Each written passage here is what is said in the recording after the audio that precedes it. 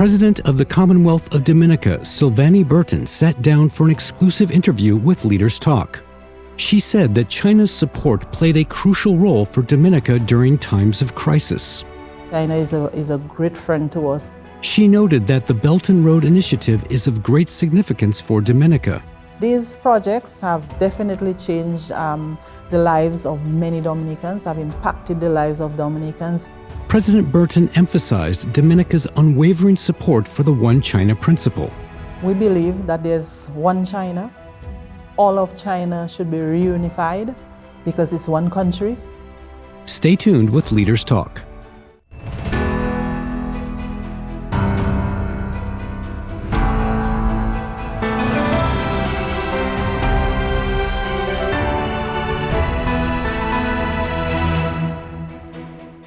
Madam President, it's great to have you with us on Leaders Talk, and good evening to you. Thank you, and I am happy to be here. This time, Madam President, during your visit, it was quite a demanding yet very, I would say, diversified trip, because you met with China's top leadership, attending international meetings on women, meeting young entrepreneurs, and also visiting Chinese companies, and the Great Wall, Forbidden City, the Museum of CPC. How would you characterize this trip? So we visited a number of areas and held a discussion, as you said, with the leadership of China, and to hear the president of the People's Republic of China recommit, and not only recommit in words, but recommit resources to ensuring gender equality across the world. So for me, that was something that was very, very critical. And we went to the museums, we went to the Forbidden City, and of course, we enjoyed quite a bit of China's cuisine. So for me, China has preserved its history, as I mentioned, its heritage, and even its cuisine. I usually stand in my hotel room and look at all the highways that you have and all the vehicles. This, for me, it's a contrast. Here you have modernization, but you've not left behind what will keep you healthy, what will get you to work faster. And so you've incorporated the two, both in terms of modernization and what you used to do before. Also, I think the technology in China is something that we look at and we say, China should come to Dominica to assist us in our technological development. And so that is also something that I look at as a positive for China. And a lot of work has been done. I applaud China for the work that they've done and the work that they continue to do. You also visited the Museum of the Communist Party of China. And I heard the people around you at that time said that this was quite the experience to you. So in what way do you think this visit resonate with your thoughts? So we visited the museum, and for me, I felt that China had done a very wonderful job in preserving its cultural heritage and its history. My delegation to come and visit and see what it was before, and to see how China has grown out of that history. And China is now a powerful nation in the world. I think a lot of our countries need to take a leaf from China's book to do the same. And earlier today, you met with President Xi. You exchanged ideas with him on many important issues regarding bilateral relation and some of the global challenges as well. So what impressed you the most, or how do you think about this meeting, and what are some of the major insights that you can share with us on that? So we met this morning, and President Xi, of course, expressed his happiness that Dominica is one of the countries in the Caribbean really working to bring development and to work as partners with China. And for us in Dominica, it is also something that is critical, working with all governments, but working with the People's Republic of China and the assistance that they've given to us. And we continue to respect each other's borders, and we continue to call for equality across the board in everything that we do, even if we are small and China is big. China has done quite a bit of work with the government and people of Dominica, especially in time of crisis. And so it was a moment to express, yes, President Xi expressed his continued cooperation with Dominica. We have a very friendly relationship, and we too express the same, but we also express gratitude for what we've been able to achieve because of our bilateral relations. And during the meeting, President Xi also said that China is ready to work with Dominica to elevate the bilateral relation, deliver greater benefits to both peoples. So, Madam President, what's your takeaway, or what's your vision? As I mentioned to President Xi, China is a great friend to us, because in times of crisis, for example, when we had climate change, hurricanes, in the past, in 2017, Hurricane Maria destroyed Dominica, and President Xi was right there, you know, and in 2020 or 2019, when we had COVID-19, he was there to assist, and we look forward to those collaborations, you know, and we also encourage Chinese firms, Chinese companies to come to Dominica to do work, to have different economic activities and all of that. So it's really developing the relationship to a different level. Mm-hmm. You've exchanged messages with President Xi before, but this is the first time that you've met and talked with President Xi in person, right? So what is your impression of President Xi as a leader, and how do you understand the significance of his political philosophy? So President Xi, I think, is one of the greatest leaders in the world. He is a brilliant man. He looks forward to and develops initiatives that assist in the development of the global community. Not only looking at China or looking at the relations with one country, but being a leader in global matters. And so we saw a number of initiatives that he has put forward, and I was also impressed with the fact that President Xi writes books. Yes. That I got one, and I'm going to read it, about the governance and how you can work from the ground to improve the lives of your people. I think he is one of the greatest leaders in the world, and I was very happy to meet with him. And for me, one of the takeaways also was the fact that Dominica's flag was standing right next to China's flag yesterday morning. That moment where that setup made you particularly proud? Right. It singled out the fact that President Xi loves Dominica, and in turn, Dominica loves President Xi.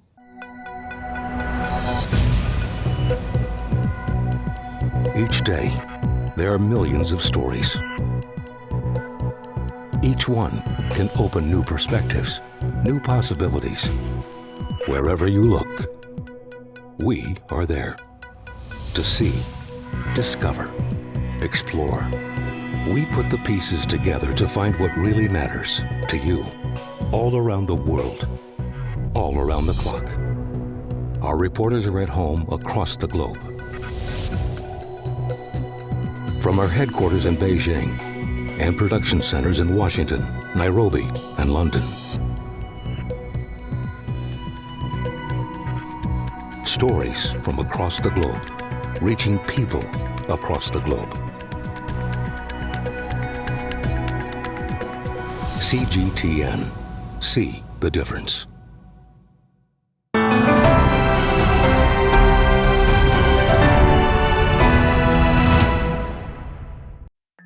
Dominica is a mountainous island nation in the Eastern Caribbean, bordered by the Atlantic Ocean to the east and the Caribbean Sea to the west.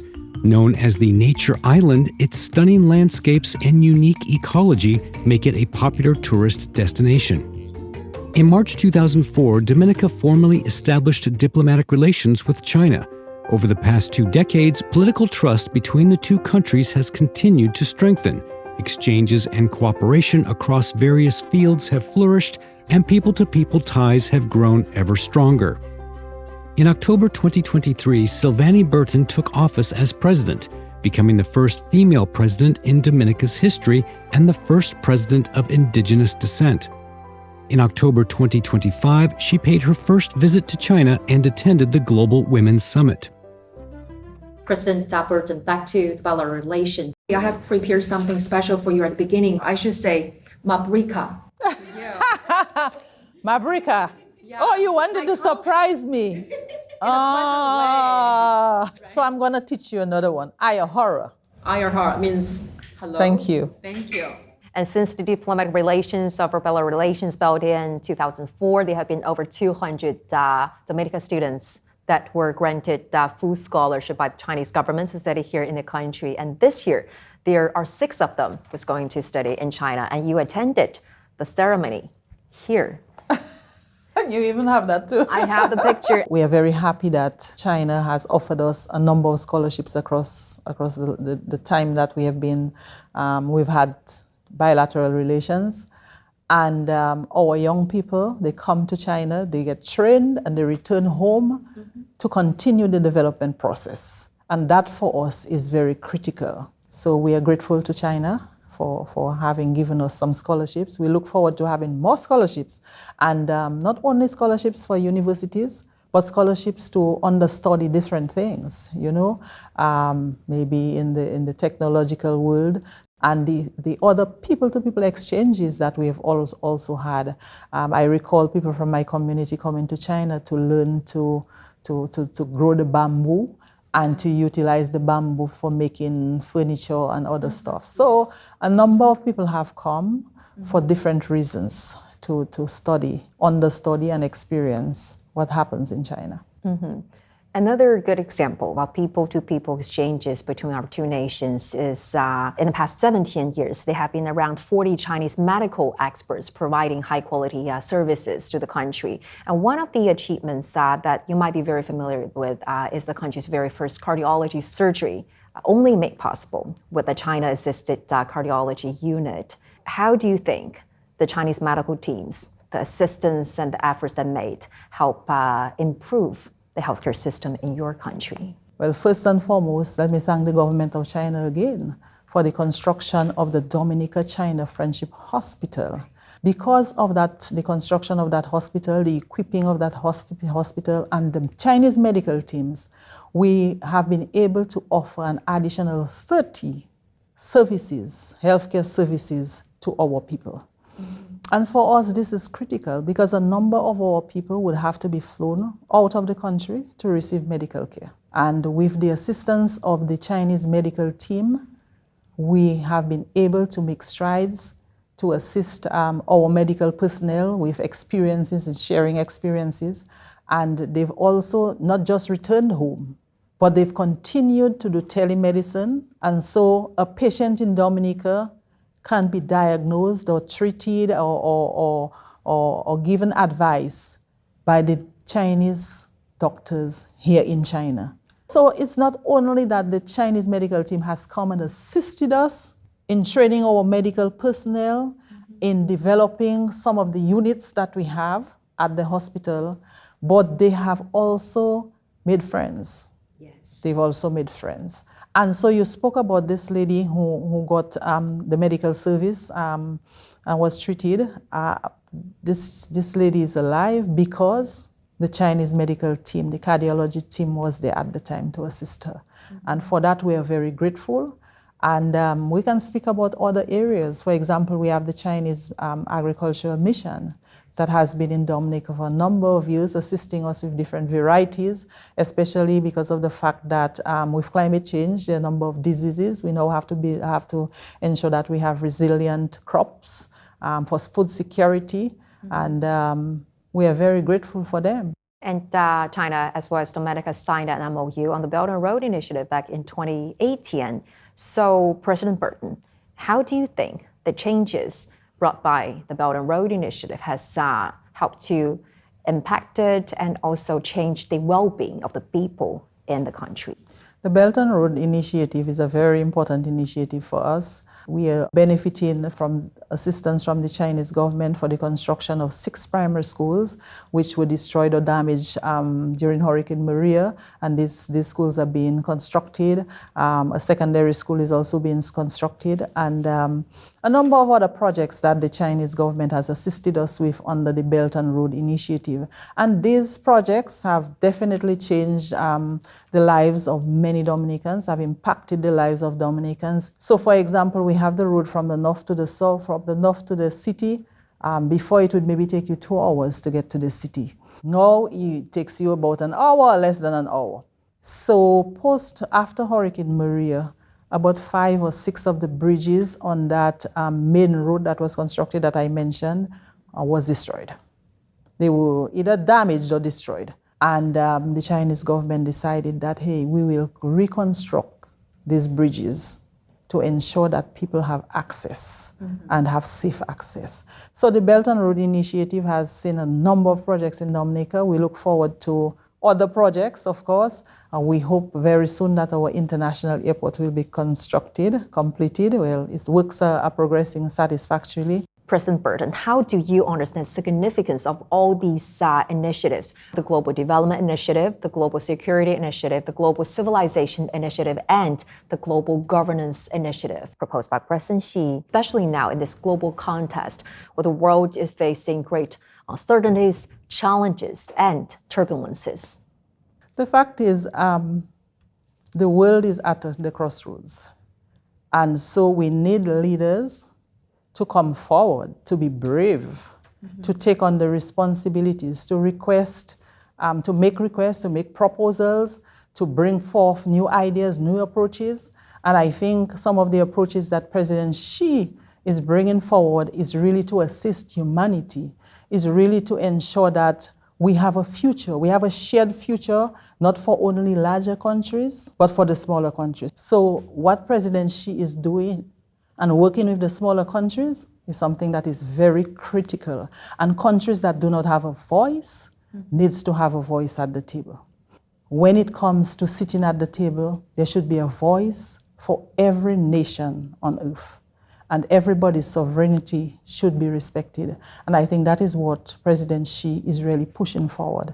As we know that the One China principle is the cornerstone of this diplomatic tie. So what would be your message to those few countries in the Caribbean region that hasn't established diplomatic relation with China? So Dominica can be an example to the other countries in the Caribbean. And well, the fact is, we believe that there's one China. All of China should be reunified because it's one country. And one province shouldn't be a country on its own, fighting its mother country. And so we continue to advocate on behalf of China for the reunification of Taiwan with China, and also to advocate that our brothers and sisters in the other countries who have not established that diplomatic relations with China should come on board. For us, we are happy that we have the Chinese embassy in Dominica, and we can work with our brothers and sisters, the other Caribbean countries, the other CELAC countries, which includes Latin America, to ensure that we all speak with one voice and we continue to work progressively for the development of our countries, but also working with China as a partner. Known as the nature island of the Caribbean, Dominica is also among the countries most severely affected by climate change. During the hurricane season from June to November each year, the island is frequently struck by storms and other natural disasters. In September 2017, Hurricane Maria, a superstorm, tore through Dominica. Within just a few hours, 95% of homes were damaged or destroyed, dealing a devastating blow to an economy heavily dependent on agriculture and tourism. The total losses were equivalent to 226% of the country's GDP. As a climate-vulnerable country, Dominica continues to confront the challenges of climate change, striving to safeguard its survival and pursue sustainable development. And now the nation aims to become the first climate-resilient nation worldwide. So, Madam President, if you don't mind, why such a kind of ambitious goal that may look to some, and what are the key opponents to achieve this goal? So we know climate change is something that is on everybody's mind across the world. This is a global crisis, climate change. And for us in Dominica, unfortunately, we are said to be in Hurricane Alley. In 2015, Tropical Storm Erica sat over Dominica for about 12 hours and did a number on us. In 2017, we were badly devastated by Hurricane Maria. 95% of our housing was either destroyed or damaged. And our trees stood like the trees that stand during winter with no leaves. And so we are going to build the first climate resilient country. And everybody started thinking, well, what is the first climate resilient country? What is it going to look like? Mm-hmm. And for us, it is the fact that we have to prepare so that whenever we are hit, we will not remain down. We will rise as soon as is possible. We will rejuvenate and we will continue to live our lives. And so in everything that we do in Dominica at this present time, we have a little bit of resilience. And so if we are planting crops, we say, let us think of resilience. If the government is doing the budget, there has to be a level of resilience. So in every sector, government has built a level of resilience. In addition to that, government has revised the housing code to ensure that the houses that are built are climate resilient houses. They can withstand a hurricane. They may be able to withstand a landslide. And all of that. And also for volcanoes, because Dominica, beautiful as we are, we sit on 9 active volcanoes. This is what we decided that we would do. And also we've had several trainings. The disaster management program has gone out and reached out to every community and set up disaster committees and done quite a bit of trainings. And it's a lot of work that has been done and the work continues. Dominica is also one of the 6 Caribbean countries that enjoy a reciprocal visa-free entry with China.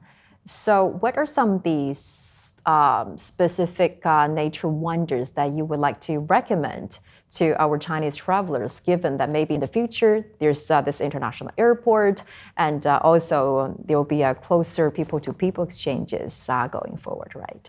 Dominica is the nature island of the Caribbean. We are small, but we are beautiful. We do not boast of white sand and sun. We have sun, but we boast of our rivers, our valleys, our waterfalls, our undersea, you can call it the undersea part of the nature that we promote.